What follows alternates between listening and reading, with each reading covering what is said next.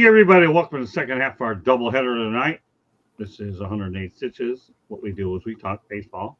First, good during our opening act, we had Pepper, the professor and the pupil, with myself and Stephen Reichel. Haven't seen it before? Don't worry. We have it on the South Florida Tribune YouTube channel, which we call the WSFT Network, aka South Florida Tribune YouTube channel.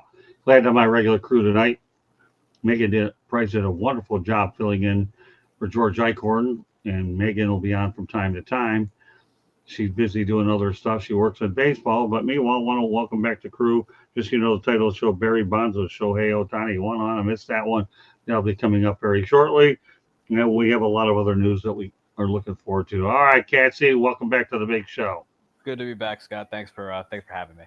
You're very welcome. Glad to have you. Trent, Clarky. What's going on, folks? Nice to see everybody.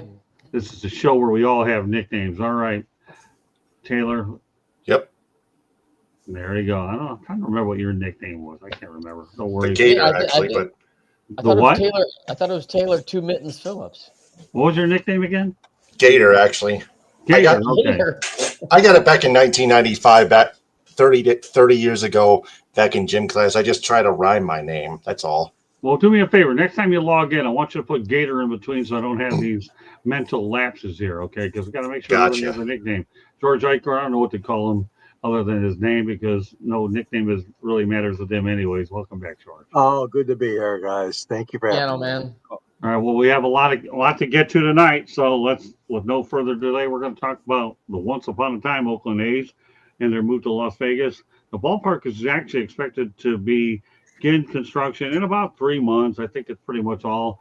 But to me, one of those foregone conclusions, but until you put the shells in the ground, and with all disrespect, I got to see it. But this past weekend, they played in Sacramento versus the Mets and get the crowds for the Mets 7-6 win, 9,632 in the Mets 7-6 win on Friday night, and the A's 3-1 win, 10,133. You know what? I remember that was the capacity of the Arco Arena when the Sacramento Kings play. I remember 10,133.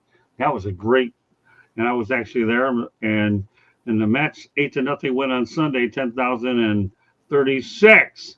So, Catsy, you've never been too crazy about Sacramento getting the team, but they've got one for 3 years. What are your thoughts about what you've seen so far there and their ultimate ending in Vegas?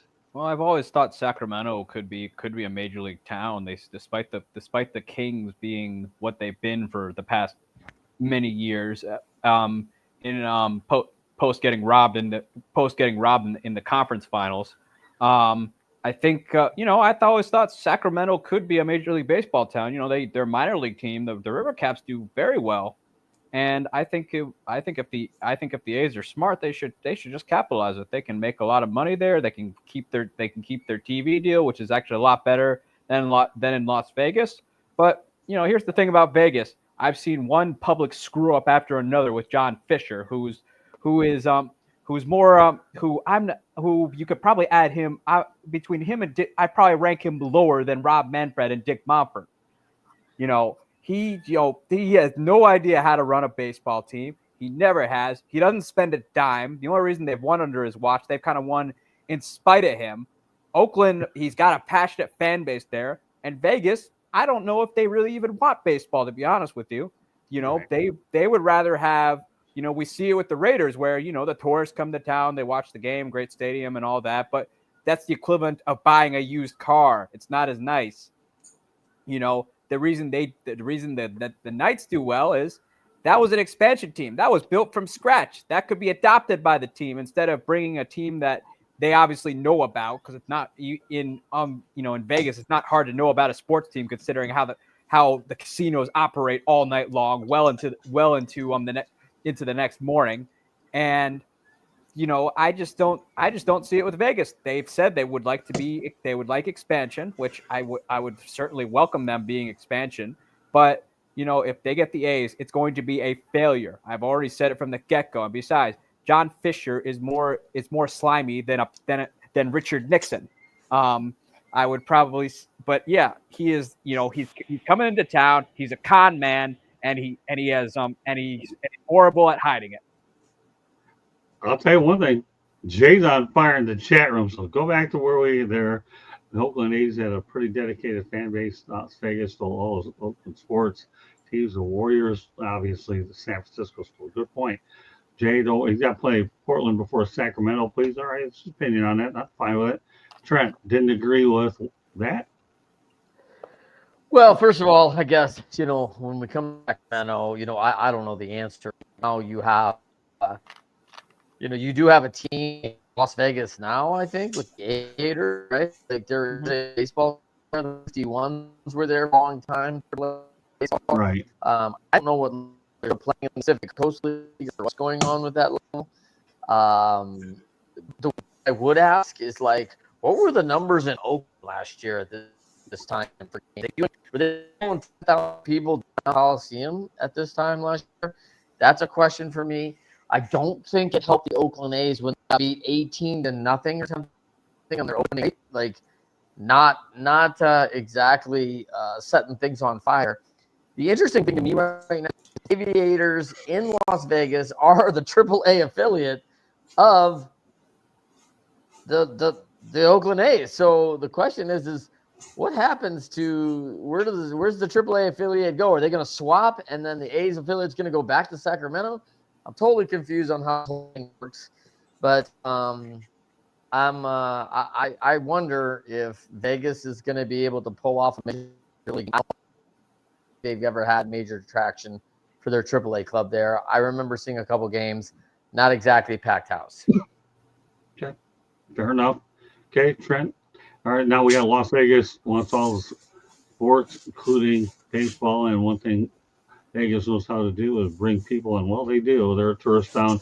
The only thing I'll really answer to that is when I used to go to Las Vegas many years ago, I was looking for deviations. I would go to Hoover Dam. I would go to the Grand Canyon. So if you can get away to a baseball game for 2 or 3 hours, although my colleague Leo Haggerty said on Saturday Sports Wrap that they'll probably put slot machines in the ballpark anyways. That's inevitable. But which we know they have been at McCarran Airport, so what's the difference? But if you want to break from all that stuff, at least you can watch a baseball game and then go broke later. But Grand Canyon, Hoover Dam, Laughlin, Bullhead City, which is Bullhead City, just so you know, people, is named after me, Bullhead City. Okay, for all those people out there drinking the Kool-Aid, I have other cities named after me, like Scottsdale, but wonder how, never mind. But caffeine's kicking in and the adrenaline's kicking in with every single topic we're about to get to. Very good stuff. Plus a number of conferences there. Have luxury suites. Bring that cash in. That's what they're going to do. And we're going to send it over to Mr. Phillips. What's your take on this? Well, Las Vegas knows how to draw people in. That's what Trent mentioned. And they're bringing in they done it with the Vegas Golden Knights, the Las Vegas Raiders, and now they're going to bring in the Las Vegas Athletics. Wow. Imagine if Las Vegas also brought in an NBA team to have all 4 sports. That would be crazy. By the way, that new Vegas Athletics ballpark, I took a look at a picture of what was to come. I was like, wow, that is really exotic. It's planned for 2028, as we're all aware. Initially, we'll see what happens, but that looks amazing. But Vegas is all about business in this country, especially in sports. Well, that's the fact. The NBA's inevitable. They're going to get that. They're probably one of the. I think between Seattle and Vegas are the next 2 that'll be lined up. Well, it's a good point for another show, but I'm glad you brought it nonetheless. Sorry, George. Well, yeah, they're averaging 10,000 right now. I just looked it up. So 9 games, the Athletics, 10,047. Tampa Bay is shy. Oh, God, very, very close. But we're not talking about that. We're talking about the Athletics. I seem to agree with you guys that are caution to the wind on Las Vegas, and I'll tell you why. Now, it's different when you see Celine Dion or you see an actor on the strip and a great actor or actress or magic show or comedy, whatever. But they've never had a baseball team there with playing 80+ games a year. Now it's different when you talk about football. Obviously, we know this because you're less amount of games. Hockey, less amount of games. So I think there is a concern. I'm glad you guys talked about that because we do not know whether they can support, obviously, a huge schedule like that of over 80 games. Plus, you got to consider whether the team's going to be any good or not. Of course, the first year or two, they're going to be a novelty. Yeah. Oh, yeah, let's go to the new stadium. That we know. But are they going to be any good or not? Can they upgrade that team, that franchise, which is, as we know, been lagging for years and years? So I getting back to Sacramento, I'm glad to hear it's around 10,000 the average. But there's a lot of question marks as they head towards Vegas and a new stadium. But the Athletics in Sacramento seem to be doing fairly good so far. George, this is our first really, seriously, really moment of the night. Really, seriously, really. What's your Number problem one, now? why do you come up with one? I think you come up with one early. I can't believe you. They're only having a stadium of 33,000, pal. 33,000, one of the smallest there. If you've ever been to Vegas, okay, and I know you have a budget of John D. Rockefeller, people would be glad to get out of there for a couple of hours. They really would. So I ain't worried about them. I'll tell you one thing. When you consider that they left Oakland and they were only getting pennies on the dollar, meaning attendance-wise at the Oakland Coliseum where pipes are breaking, I could take one of those lead pipes and drill it over your head and put you in concussion protocol for that comment. 33,000. That's my 33, by the way, my favorite number anyways. But come on, George. Go to a place that had gambling and then really go out there and tell me I need a break for 2 or 3 hours. Don't get me wrong. I enjoyed Hoover Dam and the Grand Canyon, taking those helicopter rides over to the Grand Canyon, but get me out of the casinos for 2 or 3 hours. Let me watch baseball. I can handle that. But Icorn, have you ever been to Vegas? No. I rest my case.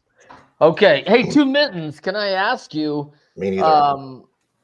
Have you seen the stadium? Is it domed? Is it like built for indoor? The way I've seen it, it's almost like a half dome, but it's got like a lot of stuff. They're not going to close that roof because I'm going to tell you, Las Vegas in July, Motor City, back me up on this one, man. Yeah. Las Vegas in July is like 113, man. I mean, it gets hotter than Phoenix. Scorching hot. I think for the most part, though, it is enclosed. Yes. It really is. It is. They are going to do okay, like the original Bob. I mean, you have to because what you just said. You said, listen, I lived in Arizona. Now you get a really seriously, really moment. I hope so, man. I hope so. I lived in Arizona. In fact, I'll even go a step further. I used to deliver pizzas in that weather just to make extra money on Sundays. And I got news for you. I could have cooked eggs on my top of my roof. That's how easy it would have been to fry eggs on top of your vehicle roof. Icorn, you wouldn't know. You don't leave Detroit anyways, and you're never going to see anything like that kind of weather. You've been to the Southwest. I got news for you. You can get fried on top of your roof. And I got news for you. I'm not going into detail, but come on, Icorn. Oh, that's okay. Oh, that wasn't my comment. That was Clark's. Think about. But Icorn, you're delusional too. I mean, but Clarky, here's the deal. It is going to be enclosed. You have to have the air conditioning on. And what they ended up doing is, I think they took lots of ideas from Chase Field is what they did out in Arizona. That's the only way that you can model a stadium with that kind of heat. Just to be clear, the AAA ballpark is not enclosed right now. So it's hotter than snot, man. Well, I know that, but the bottom line is but they've been playing in it for the longest time anyways. Yeah. So here's a picture with that. That's what I'm talking about. It looks like but how do you know that isn't glass either? Looks open. That looks open on that end. Why would I want to look at the score? Why would I want to look at the it looks like glass to me. It looks like glass to me, but then again, the guy with that's quite a screen there. Yeah, that is a pretty cool screen. Where's the out of town? Yeah, it is a good screen. Yeah, we're getting advanced with all this stuff. We're getting better. But that's what the thing looks like anyway. Why would I want to look at the scoreboard when I'm angled like this? When I'd rather have my eyes looking like this to see the action on the field and maybe pop up. You look up my eye, you put my eye at the scoreboard every few minutes. Hey, more importantly, Cassie, why do you want to look at the scoreboard when your team's down 18 runs? Well, that wasn't a first good act in Sacramento, but thankfully they had good question. games. Or the Dodgers the other night.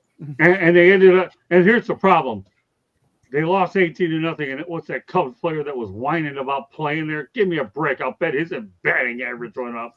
I'd like to see what he's saying now. I don't want to get into that. That'll blow this thing up. And we're already 1/8 of the way through the show. So until we get to the main event, great stuff with you, Jay, early on. Trent 1, Eric nothing. We'll keep it going. Great stuff. Yeah, there's a great glass on the side. So there you go. There you have it. People walking in there. I'll bet you have more people there than you have at the Oakland Coliseum. So it doesn't matter. Well, because they won't have any rats or breaking pipes running around. So there's that. Yeah, there you go, Eric Bullseye. We're gonna end that segment with your bullseye. We're gonna go to one other topic, then we're gonna hit the main event, then a station break. According to Nolan Arenado, to his agent, the Detroit Tigers are not contenders for a World Series. Now that to me goes down as a really, seriously, really moment. Here's the thing: how are the St. Louis Cardinals doing? Well, as of tonight, they're 7-8, fourth in the NL Central. Meh. So we're going to start off with King Detroit. Icorn, what do you think? Who said that? Nolan. The agent for Nolan Arenado. Come on, Icorn. You need hearing aids? He doesn't know anything about the Tigers. He is saying the Tigers in the World Series. Nobody would have thought of that before last year, but now at least they can dream about it. But no, I don't think they're deep enough to get into the World Series. There's still too many things to look at, too many holes on the team right now. And, you know, it would be very shocking to see it happen because a lot of things would have to happen and go into an unbelievable winning streak. And guys, the pitchers that you aren't counting on would have to come through with career years. There's a lot of stuff that would have to happen. But it's interesting that he says there's no chance. He sounds like it. He doesn't think there's any chance, but you never know what could happen. But I don't think so. I don't think it's going to be this year. Yeah, but you're missing the point of the topic, you sick man. We're talking Nolan Arenado, who hasn't won a darn thing. Hello? Is anybody home there? Icorn. Clap your hand if you're home. Nolan Arenado, sir. Sir. My piece. I'm done. I spoke my piece. Pardon me? He spoke his piece, man.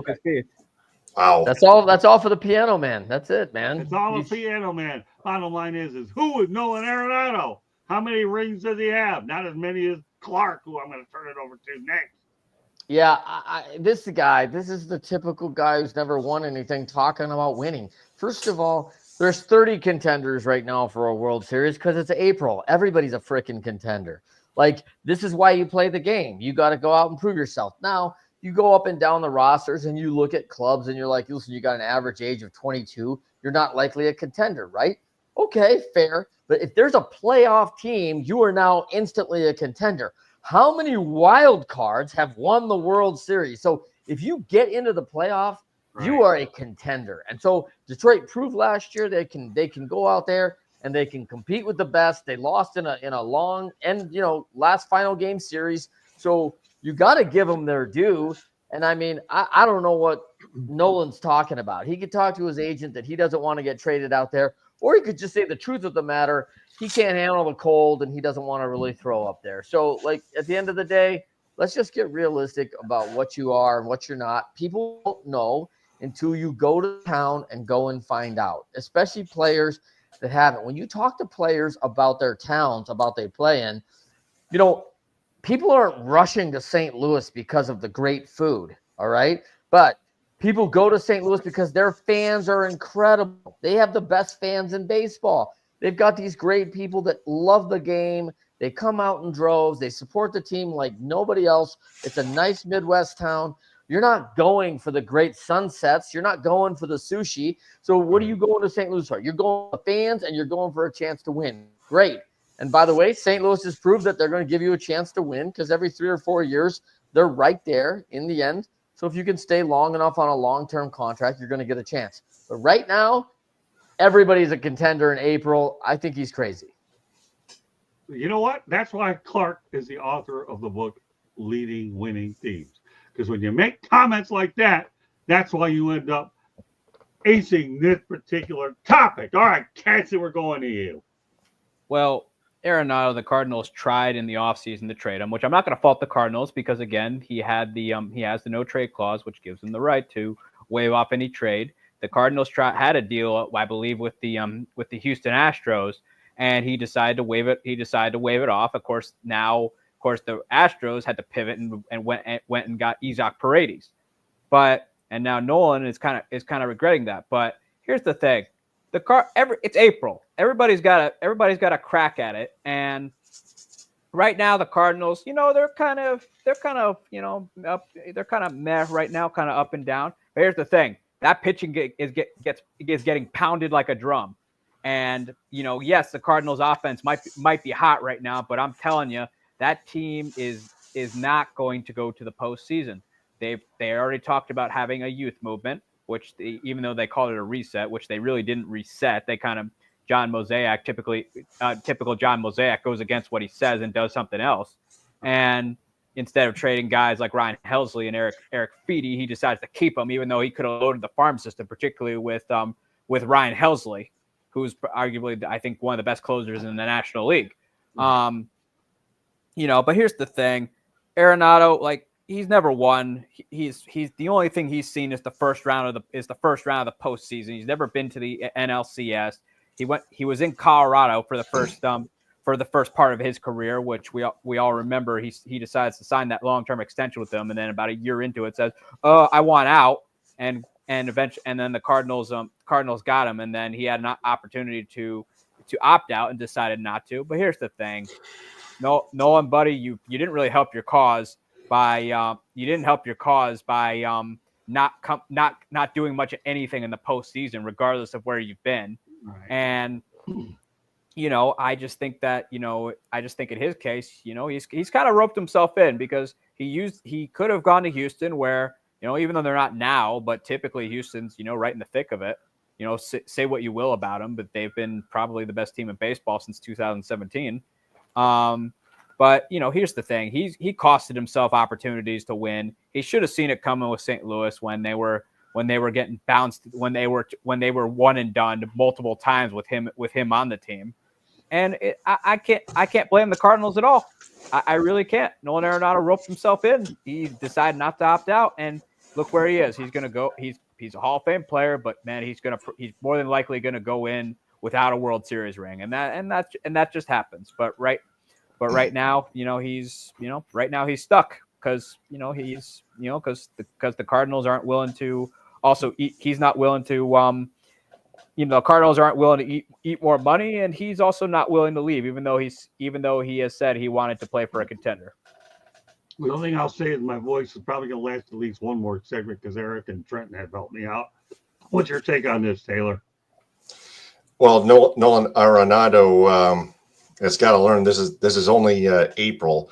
The race for the best record in the American League is neck and neck. The Tigers, the Blue Jays, the Angels, the Rangers, the Guardians, so on and so forth. It's still all neck and neck. But the Mets right now, 10-5, Cubs 11-7, Padres 13-3. They're contenders for World Series. To Nolan Arenado's point that the Tigers are not World Series contenders, but it's still too early. The Tigers do lead the AL Central, but we'll see. It's a long 162 game season, and I think he's just speaking too soon. I'm not saying whether he's right or wrong. Right. We'll see what happens. It's always a wait and see approach until later in the season. Right, and I'll even take it a step further, Taylor. I think the guy's nuts for making a stupid, idiotic statement like that right now because it's premature because you guys stated it for me. But I have a feeling we'll be revisiting this topic at the trade deadline anyway. It's too early. It's too early. Yeah, but in the meantime, Nolan Arrow, yeah, let's make it fair. Welcome to the Sickdom Head Hall of Fame, Nolan Arenado. That's all I'm going to say. Have an easy topic, then we're going to get to the main one. Go to a station break. Tarik, Skubal, and Chris Dale, they won the respective Cy Young Awards. Congratulations to both of them.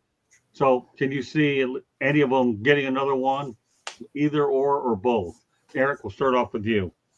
Tarik, definitely. He's still got quite the career ahead of him.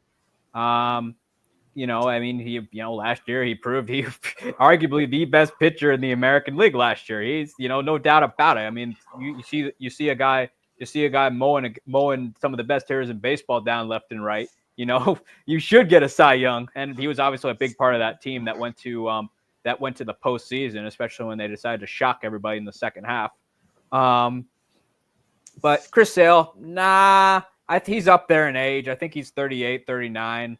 I think he's got quite the injury history, and I don't see it happening again. I could still see him being like a productive pitcher, but I don't see him having the year that he had last year. Okay, what do you think, Trent?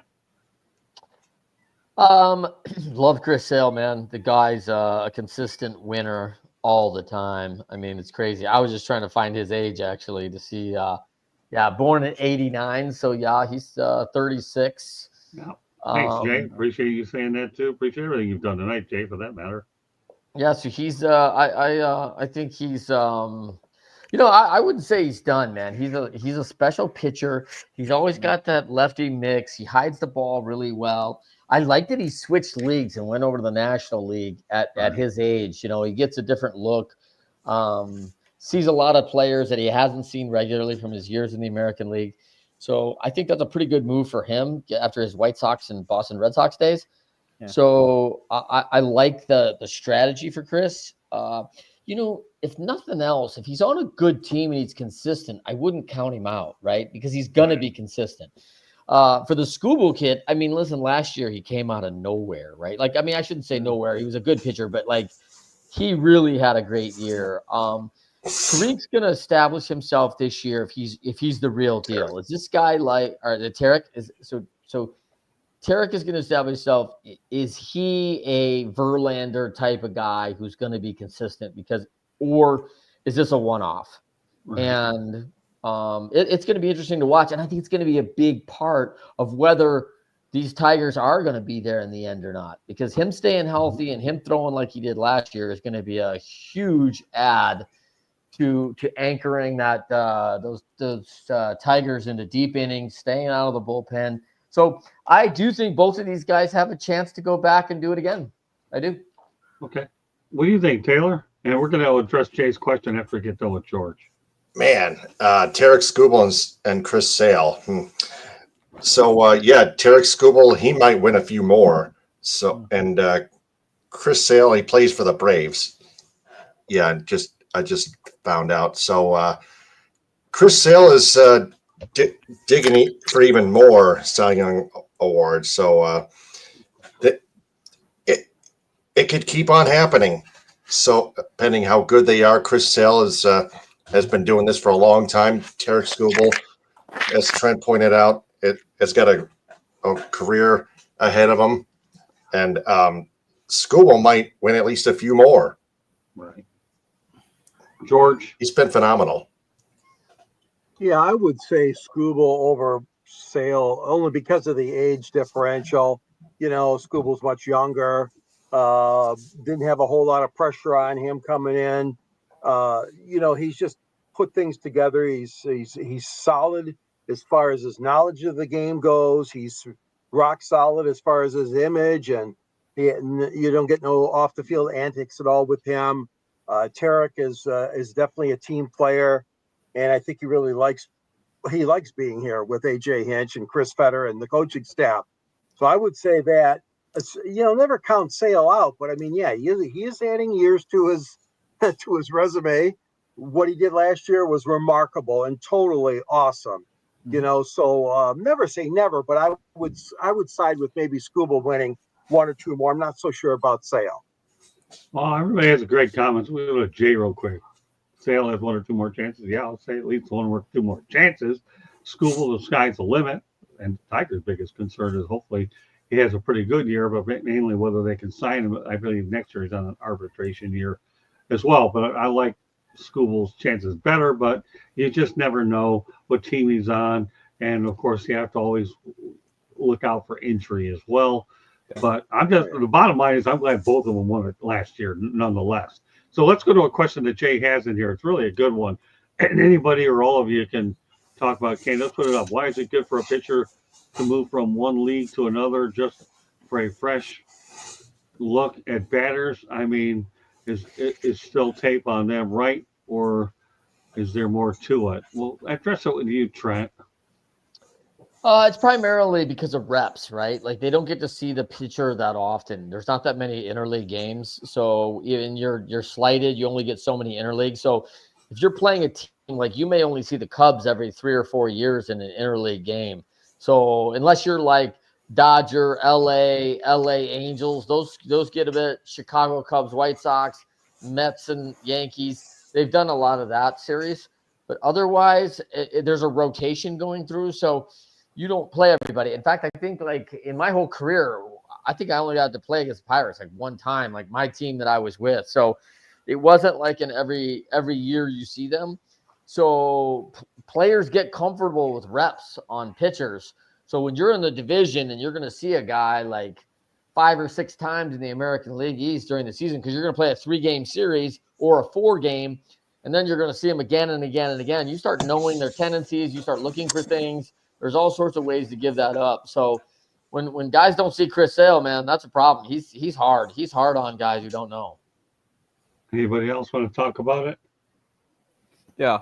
Nowadays in baseball, the National League and the American League kind of play each other a little more often than they used to. Because back in the day, it was, it went from not at all to having interleague play, I think, in June at that point. Now every team's kind of seeing each other more than once, especially with this balanced schedule. Even before the balanced schedule, the National League and the American League were playing each other a little more. I still think there is tape because, again, you see it around the league, and guys who might be on your team have probably faced them a little more regularly. But I think it's a little bit of both. In some cases, they might not know you, so advantage pitcher. But in other cases, you know them, but they might know you as well. Let the best man win. There's some of that too. I mean, even if you know what he throws and know what he's weak at, you still have to face each other. I mean, it's not so. It's like them, they know you. May the best man win. That's the game's a little more even in that regard. But it's not as drastic as it used to be, where you would switch leagues because now the teams are facing each other. I think it's just more or less there's a different feel over there. There's maybe I think in the National League, it used to be the National League was a lot more small ball steel bases. American League was a lot more power. I think the National League has gotten a lot more powerful over the years. So it really depends on how you look at it, but the change really isn't as drastic as it used to be. Yeah, I don't think so either. And I'll tell you why. Number one, you alluded to interleague play. What about the universal DH too? So it's not like you have one using the pitcher and the other one using DH. Not like you have an easy out anymore. Yeah, so you don't have to worry about that. So Jay, the advantage of reps going to the pitcher of a veteran, which makes more sense to me. All right. Well, we'll close out the topic here and continue to move the show forward. Mm-hmm. With that said, we're going to go to our main event, and then we're going to go to a station break after that. Barry Bonds on Shohei Ohtani. Ohtani is not going to hit 2 home runs without seeing one go by his head in my generation. Okay, well, you know what? We're going to go to George Eichhorn. You're the oldest one of the group tonight. What are your thoughts about this? I don't know. Bonds he's got an open mouth. He says what's on his mind all the time and this and that. But, I mean, there will be comparisons. The two of them are just awesome talents. I mean, we got that cloud hanging over Bonds for the, suspected drugs and stuff. And I don't know. I think that Ohtani, to me, is more of a complete, well-rounded player. Now, take into consideration, though, but Bonds, the stealing and stuff, and he had a lot of, obviously, power hitting. But I all around, I would probably take Ohtani right now. I mean, this guy's the sky's the limit, as we said earlier with Skubal. I think Ohtani is that.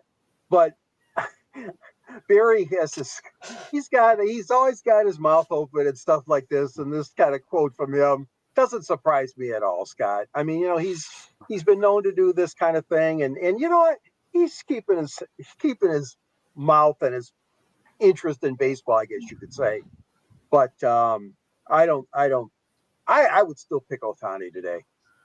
Well, let's go to Jay's comment. I'm going to comment on this one because I love what Jay said. Bond shouldn't speak to anyone about his generation when he took performance enhancing drugs allegedly. This is really good. I wonder how Bonds would have stayed if he's clean. Well, what you have there right now, Jay, is you look at the before and after with Bonds, the Pittsburgh Pirates version or the San Francisco Giants.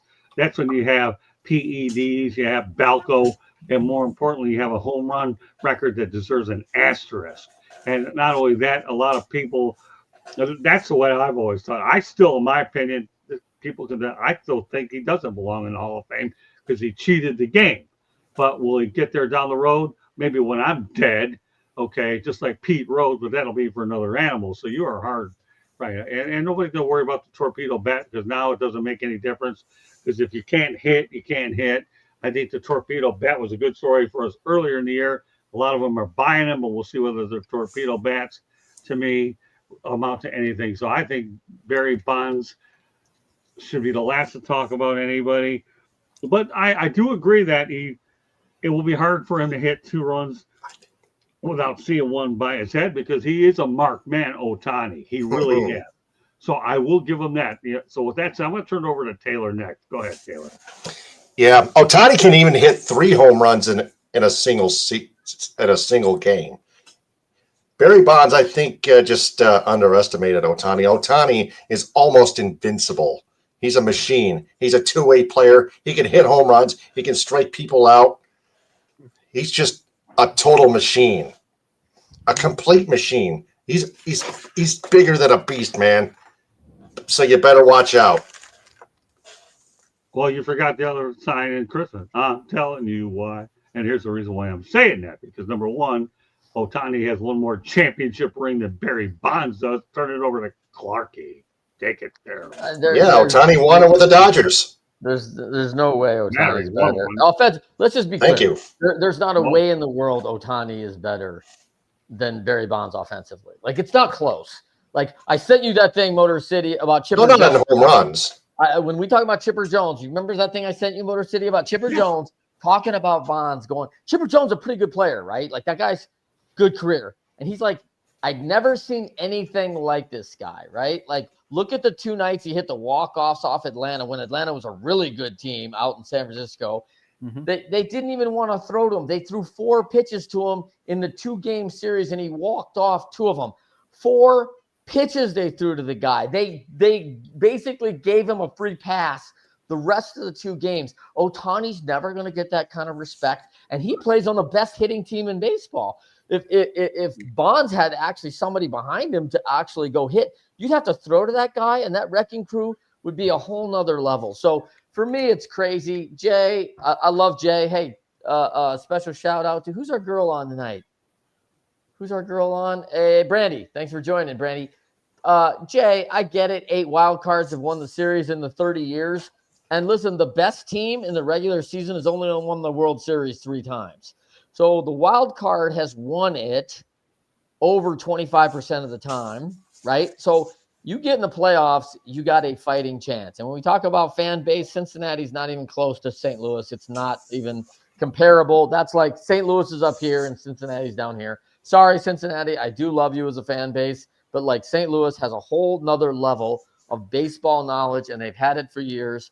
And I'm just telling you, I appreciate Ohtani on the mound, and that is something to recognize against Bonds. But at the end of the day, we can only compare them offensively for what they do, and Ohtani's not even in the same category. Well, one of the things that kept Barry Bonds out of the Hall of Fame was his big mouth or lack of personality. And anybody that knows anything about that will realize you don't want to bite the hand that feeds you. I'll go back to the example that George Eichhorn and I ought to know real well.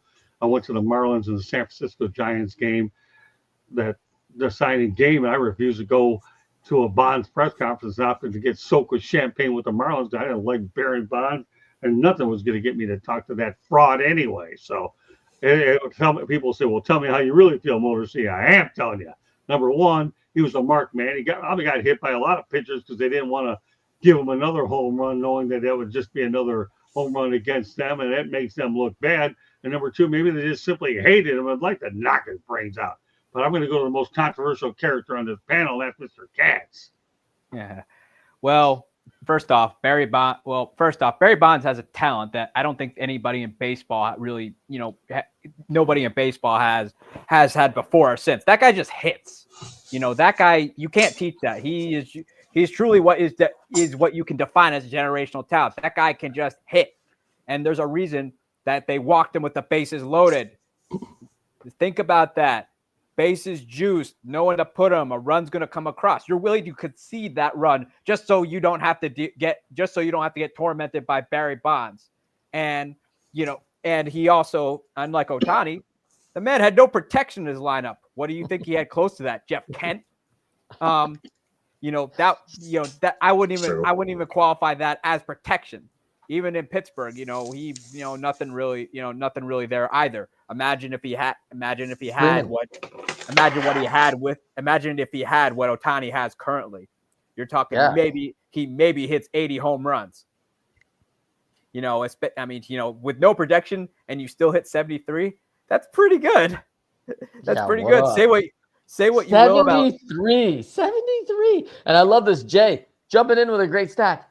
One year he had 232 walks. And how many were automatic, by the way? And with the bases loaded, too, no less. I've never seen Ohtani get walked with the bases loaded. Yeah, and I think that season he had 4 RBIs by being automatic 4. Yes. And he also ended up seeing on base percentage. And but here's the thing, and no, I don't hate Jeff Kent. I've never had a problem with Jeff Kent. And, but again, would you want him protecting your best hitter? I mean, good guy at the top of the lineup, but a guy protecting you there, I don't think he'd be a suitable protector of Barry Bonds. But, the thing is, Ohtani is doing things that the game has never seen before, but he's not Bonds. It was also a lot easier to hit during Bonds' day because Bonds could make any ace pitcher look like the teetoters and Bugs Bunny. That's how good Barry Bonds was. Hey, by the way, Jay, just so you know, I will be talking about Jeff Kent on a future edition of 108 Stitches Baseball Talk. Now that you brought it up, about washing his truck or about Jeff Kent washing his truck? No, leave it out there. We got to throw a teaser out there. Candy, the one thing we're not going to do is tease you about a station break and how many does Bonds hit. If he's clean 50, not 71, that's possible, but we'll never know. Or 73, I don't know, but I do know it's Candy's time to do with no protection, no less. Ohtani has always had protection. If he has no protection in the Dodgers lineup, then he'll get my respect if he can hit that much without protection. There you go. All right, Candy, it's your turn. South Florida Tribune Publishing Company published a book, Lessons from the Microphone, Tuning into the Enduring Wisdom of Visionary Leaders. It is written by your host, Scott, the Motor City Madmouth Morganroth, and the foreword is written by George Eichhorn. Get your copy today. It talks about old school media versus new school media, Amazon, Barnes & Noble, Kindle, Google, and Apple Books. There's a link on our website as well as a link to our merchandise store, as well as a plethora of great content. Go check out the website. If you like to listen to podcasts, you can find us wherever you get your podcasts. Monday nights, we're talking baseball. Tuesday nights, we're talking football. Wednesday and Thursday nights, you just never know what we're going to be talking about. Although Thursday nights, we're still talking hockey for at least right now. If you want to advertise, call Scott, 954-304-4941. And if you want to be a guest or have show ideas, you can always email us at southfloridatribune@gmail.com. Back to the program, Scott. Great stuff, Candy. All right. A few more topics to get to. I knew we got a lot of the firecrackers out of the way, but there's another couple more that are headed your way. Ownership failure, payroll comparison. We're talking to Cleveland Guardians people. They slashed their payroll. Get this, the 2024 numbers were at 144 million, 2025, 104 million. They slashed their payroll to 40 million. Think about this. Cleveland, Stephen Voigt was a Cleveland Manager of the Year in 2024 and guided Cleveland to their all-time attendance high. And also keep in mind that Cleveland was 3 wins away from reaching the World Series. We're going to go to our designated Cleveland guy tonight, Clarky. And what are your thoughts about what's going on by the So city I of Lake Erie. don't get the all-time attendance high. I don't know what he's talking about. Like Cleveland sold out for like 6 years in a row, right? They were the number one stadium. I don't know how that worked, but Well, I'm talking I mean, about probably their all-time attendance high. I guess I okay. don't know. Yeah. Well, The Guardians, not the Indians. Yeah, we're Okay. talking about the Guardians. Yeah. Okay. So yeah, I still see them as the same team, but so Guardians, Indians, whatever. yeah, at the end of the day, I mean, man, this guy's gonna earn his keep now, man. They slash 100 million off this guy's payroll in 2 years. You go from 144 to 40. And I know he was the manager of the year after a $40 million cut. He's the manager of the year, which is a big tribute to him. I cannot imagine, another $60 million off this payroll. You know, you're trying to go out there and compete with a AAA team. And I know Mr. Dolan passed this year. So I assume there's some financial consideration. Is there some fire sale going on? I don't know what's happening, but last time I looked, don't invest in your team, drop all the value of your team. So I don't know how this thing works. If they're trying to build an asset to sell and the Dolans are going to move it because he's passed, I get it, but I don't know how that works. It looks like it could be a discount. So who's looking for a Midwest baseball team? Yeah, really, when you think about it, though, 2024, their payroll was 144, and then they cut it by 40 million, where it's currently at 104 million. I don't know. I wasn't a big math major anyways, but nevertheless, what you have, and Cleveland right now is hovering around mediocre. The only thing they got going for them is they're in the AL Central Division. We'll pick it up there with Mr. Icor. What are your thoughts about Mr. Nolan and the Guardians?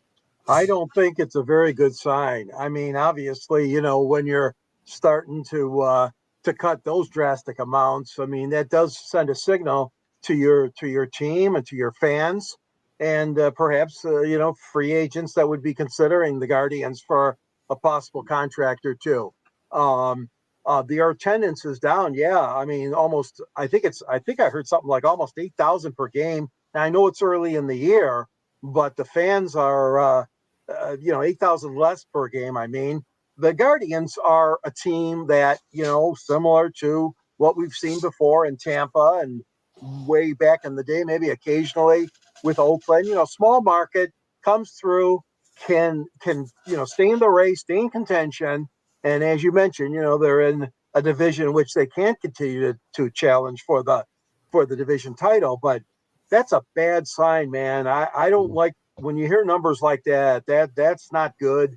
There's got to be some problems there that are really, really serious, more serious than we're even led to believe. But that's a lot of money, a lot that they're cutting. I got an idea, Motor City. I say bring back Chief Wahoo and make that 40 million back. There you go. That's a great idea. Hey, by the way, I'm just happy that Stephen Vogt got his manager of the year in 2024. At least he got that on his resume. So if he ever loses his job, he's got that in his pocket. So with all due respect, I want to go to Jay real quick. We're going to go to Eric and then Taylor next. To me, maybe LeBron will buy them. Some reason or another, I think it would be interesting if he ever did. You'd get a minority owner in his hometown. I don't think that's so far-fetched down the road. It would be intriguing if it happens. We're not going to comment on it tonight. I'm glad you brought it up. And this sounds like the movie Major League, one of the best sports movies out there. Just want to address that because Jay just hit two bullseyes with both of those. Major League featured the Indians, and now they're doing it in real life. Great stuff. Great movie reference. All right, Catsy, let's talk about the Guardians' way of doing business these days. Well, they've always been a really a bottom line team where they're very tight with what they spend. So that's not new, and that's just how they've operated. I mean, the way they're doing it, could a sale be on the horizon? I think so, because we've seen teams do this before where they're looking to the owner's just looking to is looking to dump it to somebody else. I know the Twins right now are trying to do that, and they haven't had much success at the moment. But this is just the way they've operated. It's not a surprise. We've seen countless players kind of come through there, and then once they hit free agency, they go somewhere else. So that's not new. But heck, they somehow. I mean, I'm not going to put attendance now because their stadium's right by the lake. It's cold, especially this time of year near up in northeast Ohio. So that's not a surprise there. So, we'll see where you'll really be concerned is during the summertime when it's nights outside. That's when you should start raising alarm bells on your attendance. But right now, with it being April, I don't put too much stock into it. But could it be on the horizon? Could a sale happen? Absolutely. But the Dolans have been notoriously cheap. They're arguably cheaper than the ice cream truck that goes by your house on Saturday when it's hot outside. But yeah, I could see a sale happening. I don't think they want to announce that the team is for sale publicly yet because maybe they got a buyer in mind. I know the Orioles did that when they eventually sold the team. It was never public for sale. It just kind of happened. Hey, Taylor, you got the final word on this. Yeah, that contract is way too much money. Guys overpaid, and you don't want to sell the team way too soon. You don't want to jump the gun. So business has to be taken care of before making decisions like that. Mm-hmm. That's about it. Fair enough. Let's move on. Dave Roberts ended up getting a contract extension that sets the highest annual value. What do they call it? Annual average value. Average annual there value. You go. That's good enough. Average annual value. For Major League Baseball with $8 million per season. Taylor, is he worth it? Well, he's won 2 World Series rings with the Dodgers. That's a tough call. He might win at least a couple more, but we'll have to see. It's got to be earned. Only time can tell. $8 million for a manager. I'll let George Eichhorn say, is he worth it? It's a lot of don't worry me. Oh my gosh, $8 million. Dave's done a really good job. I mean, let's be honest. I mean, I know they got an asterisk with that COVID year, and a lot of people wouldn't accept that championship. But he's surrounded by some great talent. So obviously he's going to have a big winning record and a big career. It seems crazy to pay that much, but look at some of these other coaches, in other sports. They make a lot of money, and so I guess what the market will bear, what they really think of the value is obviously very high. You wouldn't go around and give that kind of contract out or negotiate that kind of deal if you didn't have a lot of confidence in Dave Roberts, and I do. And if he gets that amount of money, I guess all the more power to him. And that's the team that has the money to pay it, which is so darn true, the Dodgers. Well, we'll go to Jay's comment. $8 million is nothing anymore. Easily worth it. So what do you think, Clarky?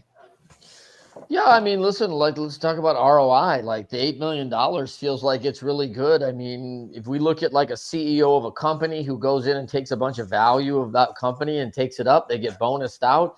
$8 million is a drop in the bucket on a stock price. This guy's in charge of a payroll of about what? 300 million, 325 now. So right. He's got a significant payroll. He's got to get ROI on that, which is a return on the investment. They invested him a certain amount of money, and then he got bonused out on that. He feels like a high quality CEO in a Fortune 100 company making $8 million. And in the coaching ranks, that's about average now, including NCAA football and NCAA basketball. So, right. Hey, I think the guy's earned his money. Well, I don't know how far $8 million goes in LA, but I know $8 million goes a lot farther in other places, especially when there's no state income taxes. Then again, the Dodgers are throwing out some serious dough. With that said, we're taking over to Cassie. Well, the Dodgers have gone to the postseason every single year he's been manager.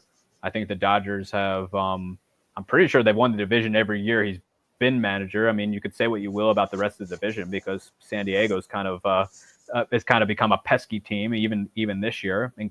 And they didn't win every year. There was that one-off year where they won over 100 games and the Giants won 107. But either way, they're still in the postseason. I mean, he's got a dream team to work with, so it was inevitable that he would. But hopefully that $8 million doesn't go toward him jacking up the bullpen like he used to prior to last year. The only thing I'll say about Robert is he's a bargain at $8 million, and I'm going to leave it at that. I mean, I'll also say an MLB roster doesn't mean an MLB championship. Just because he's got a roster, he's still got to figure it out. You still got to go play the game, and he gets them going. Yeah, no question about it. It's an $8 million bargain. if the Dodgers were to fire him, somebody would hire him inevitably. All day long, all day long. All right, Amen. let's talk about the oldest player at spring training. His name is Justin Verlander. He's 42 years of age. He wants to be the last of 300 wins as a pitcher. Here's the thing, okay? And this is one thing about spring training, which is unbelievable. Verlander faces 17-year-old prospect in spring training by the name of Johnny Lavelle, who was actually, get this, Verlander was in his third season when Johnny Lavelle was born. Boy, how time flies. I got to go over this again. This is too surreal. That's why I bring these off the wall topics, because you're not going to find them anywhere else anyway. Not going to other places, but we go deep into history. We have a group that we can easily go deep into. By the way, Taylor, happy 41st birthday to you, my friend. Thanks. Okay. Happy birthday. So Nice, 2 minutes. Nice. So there you go. So I'm going to go over this again. I think a lot of us can probably agree. This is a two-part question. We'll try to keep the answers basically yes or no. That Eric, first of all, do you think that Verlander will be the last 300-win pitcher? Absolutely. He's the last of I believe he and Garrett Cole are really the last workhorse pitchers where these guys can go deep into a ball game. I mean, it's amazing what Verlander has been able to do at his age. Really just reinvent himself. He used to be a power pitcher where this guy would throw bullets at you from the pitcher's mound. Now he's kind of gone more to his off-speed stuff. He's not really a control. Right.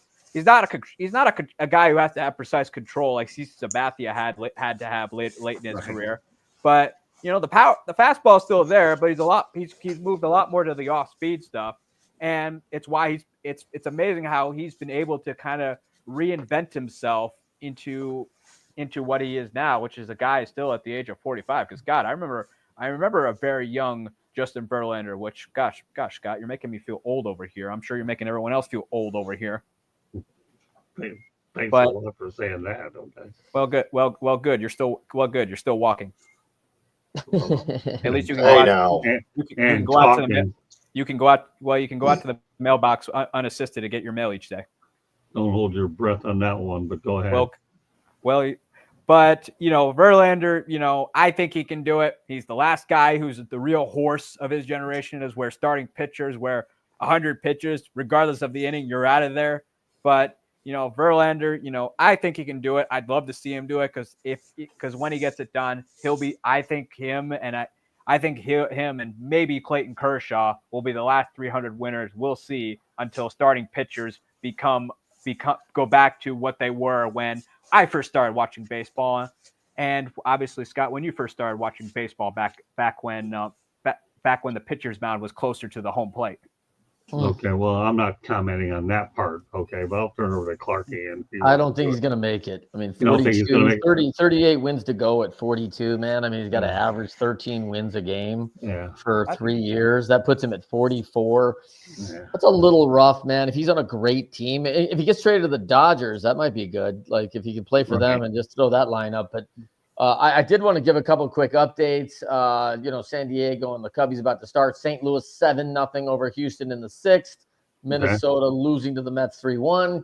Detroit 9-0 on the mighty Milwaukee. Sorry. End of 7 on there.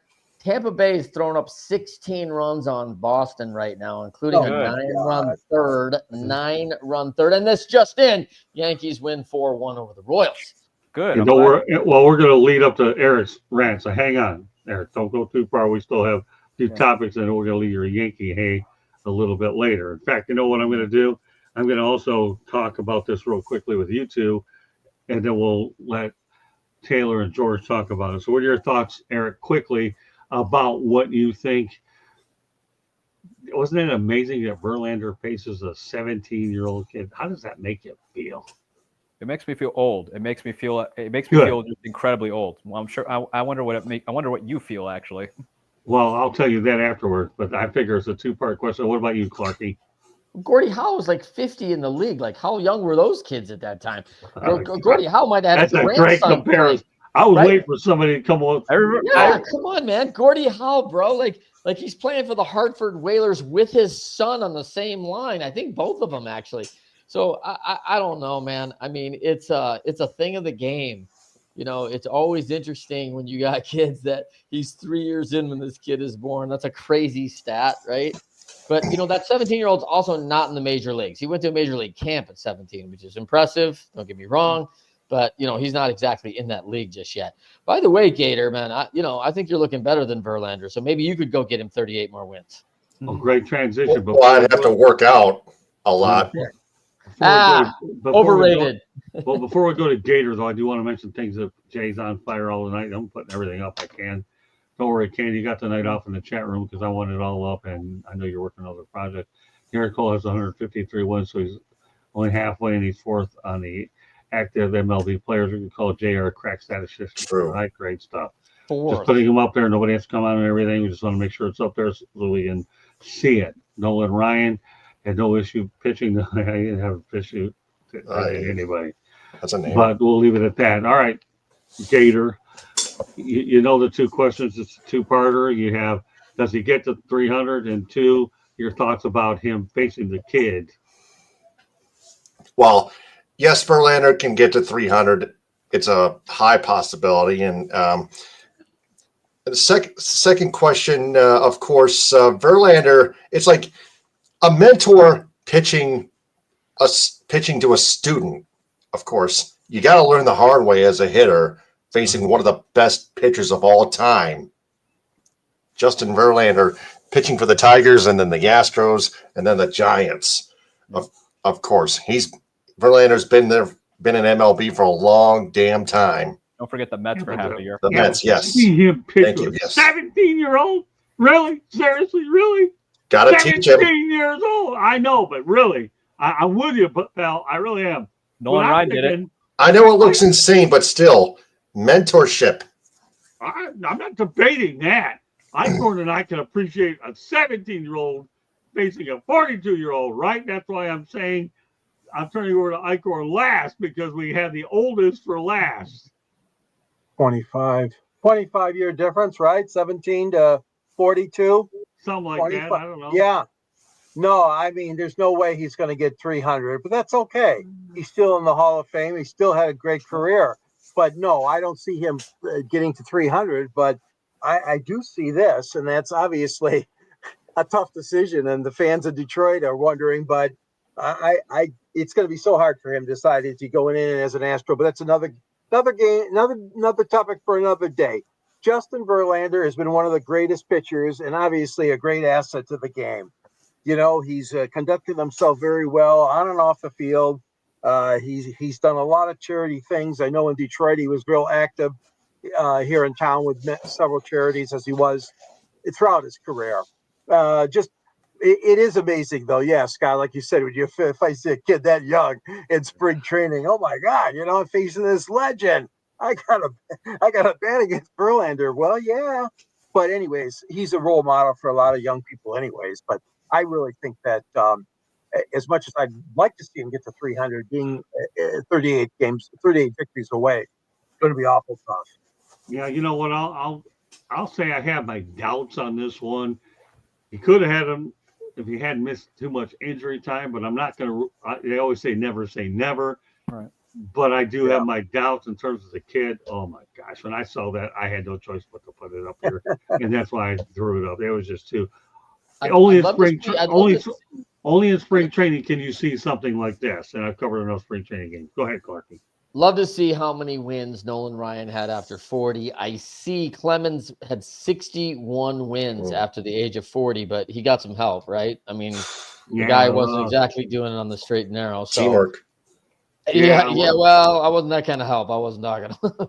But, yeah, I mean, Randy Johnson had a great year. I mean, you know, in fairness, again, might have been a little bit of Balco type help here for our boy Clemens, but he did win the Cy Young at 41. Well, that's okay. That's fair. But yeah, Roger Clemens, you're probably right. Did have a little bit of help. I'll tell you, I wouldn't want to face him though. I could care less about Barry Bonds, but I respected Roger Clemens. If the guy's so angry he's going to throw a bat at you, like Piazza, then I wouldn't want to face the ferocity of him. couple more things ready to go. We're going to go on the New York side, and you keep it that way. Eric, you can go ahead and give your rant right now. Go ahead. Well, before I start there, to answer everyone's questions, after the age of 40, Nolan Ryan had 63 wins. Okay, there you go. Which although the great thing about Ryan was Ryan just stayed the same. He had no problem showing the young kids who their father was, including one Robin Ventura.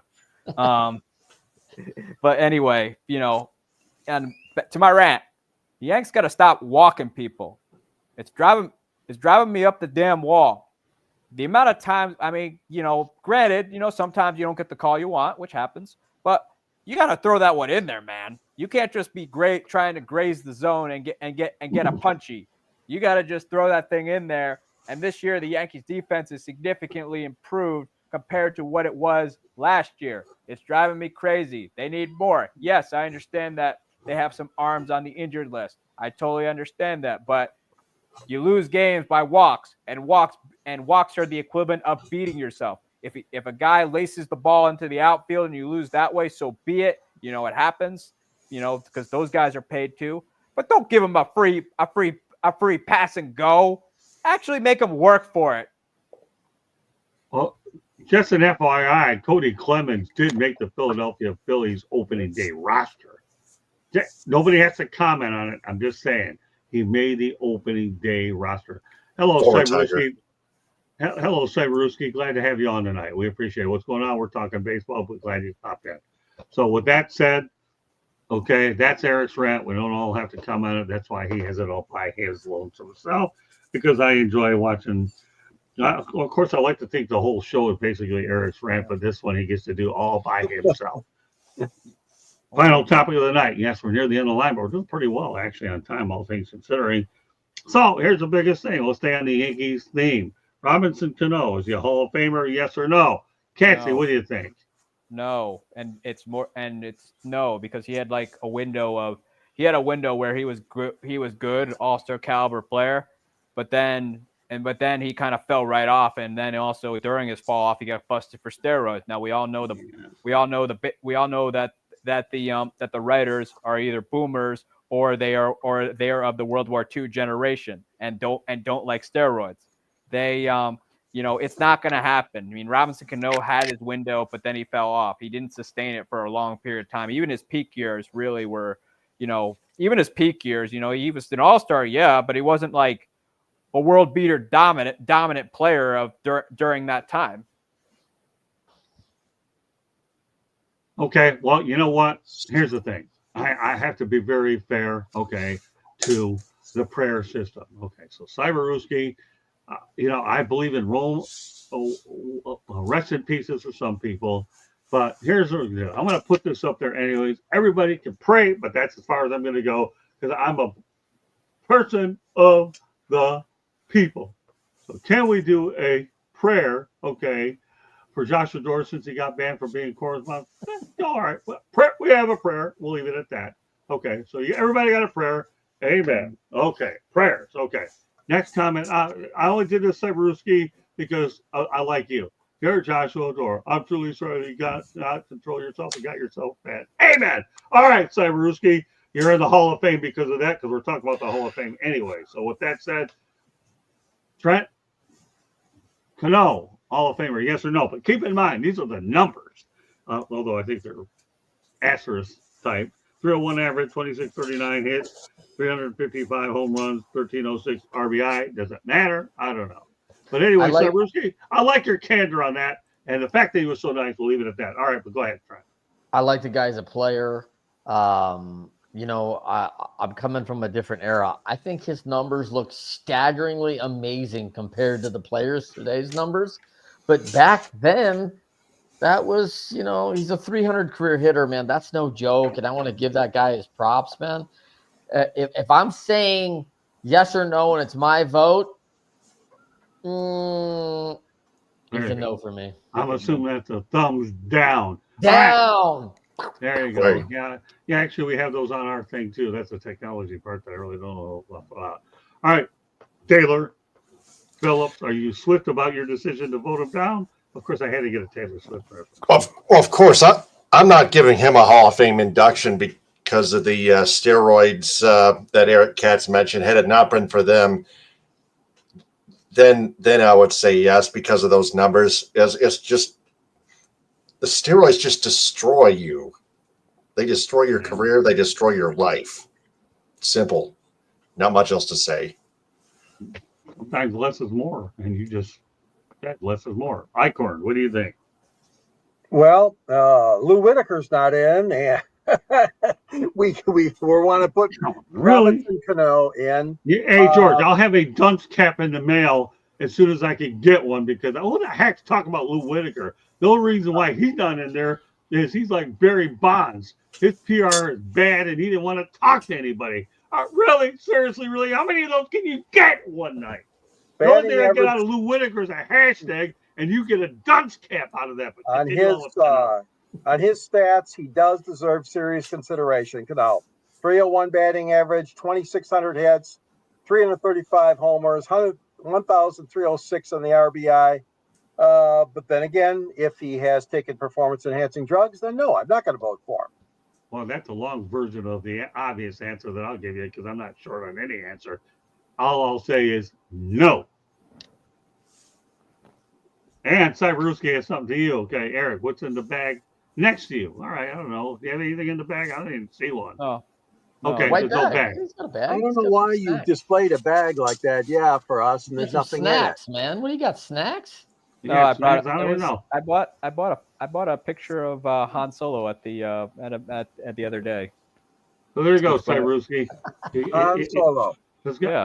There you go. So he's got He's a candidate for the Hall of Fame, I heard, next year. Yeah, he's got something in baseball in the bag. But interesting observation, Cyberuski. Really interesting. Okay, with that said, this does conclude this edition of 186 Baseball Talk, but does it? Candy Ebling's going to come out for one more station break. We're going to go around the horn for everybody's contact information, and Candy can do her thing. Great stuff, Cyberuski. He said he wants to see the pictures. Is there something you want to go out there and show? I don't care. You did that. Nah, he'll defer, but at least he answered that question. 1 out of 2 is not bad. They get paid millions of dollars to hit 1 out of 3, but good try, Cyberuski. Give you that much. All right, Candy, go ahead. South Florida Tribune Publishing Company published a book, Lessons from the Microphone, Tuning into the Enduring Wisdom of Visionary Leaders. It talks about Scott's 40-plus years in the media business and how it has changed and evolved. George Icorn wrote the foreword. Scott wrote the book. To the panelists here, you gotta get the book. Amazon, Barnes & Noble, Kindle, Google, and Apple Books. There's also a link on our website, www.southfloridatribune.com, where there's a link to our merchandise store as well as a plethora of great content. Go check it out. If you like to listen to podcasts, you can find us wherever you get your podcasts. Monday nights is baseball night. Tuesday night is football night. Wednesday night and Thursday night, you just never know. Except Thursday night's also hockey night at the South Florida Tribune Network. If you want to be a guest or have some topic ideas, email us at southfloridatribune@gmail.com. And if you want to be advertiser or sponsor a show, call Scott 954-304-4941. Back to you, Scott. All right, let's have a little bit of humor here because I enjoy humor anytime I can get it.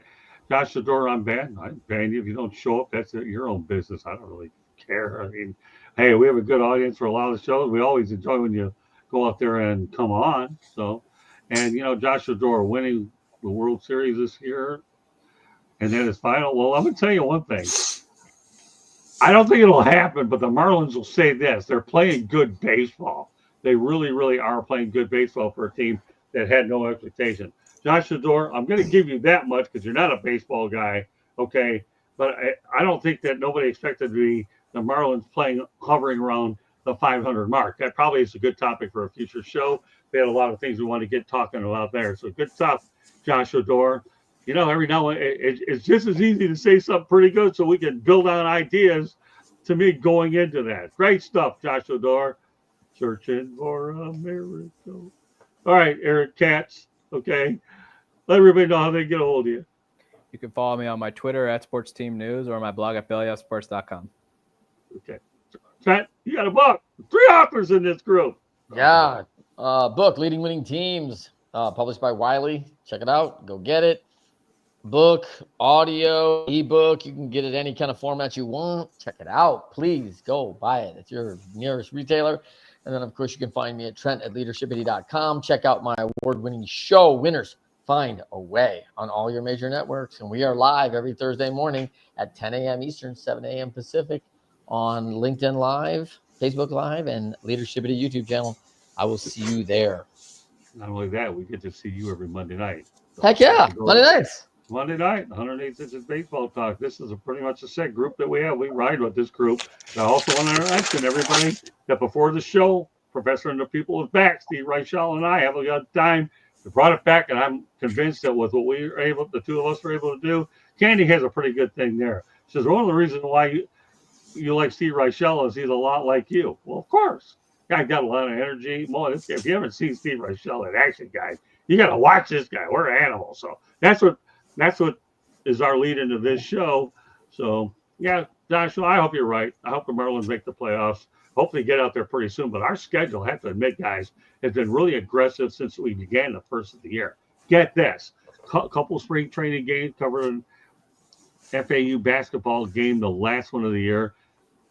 One of those spring training games happened to be in Fort Myers, where we saw the Twins and the Boston Red Sox. Covered the NCAA Women's Final Four. Candy, am I missing something here? I'm trying to remember any other ones that we missed, but we've been really, really busy. Oh, yeah, we got the pro day for the Miami Hurricanes, and we just completed spring game. So looking forward to doing more stuff, but we're off to a pretty good, strong start, and my medications, I have to tell you guys, are working pretty good, keeping me going to deal with the Alzheimer's. I'm staying active, but I'm battling as hard as I can because I have a great support system with everybody on this show, and God bless everybody that continues to support the program. Taylor Phillips, a birthday boy yesterday, 41. There you go. Give it to us again. Bingo, way downtown, bang. All right, give us your contact info, brother, with the mic.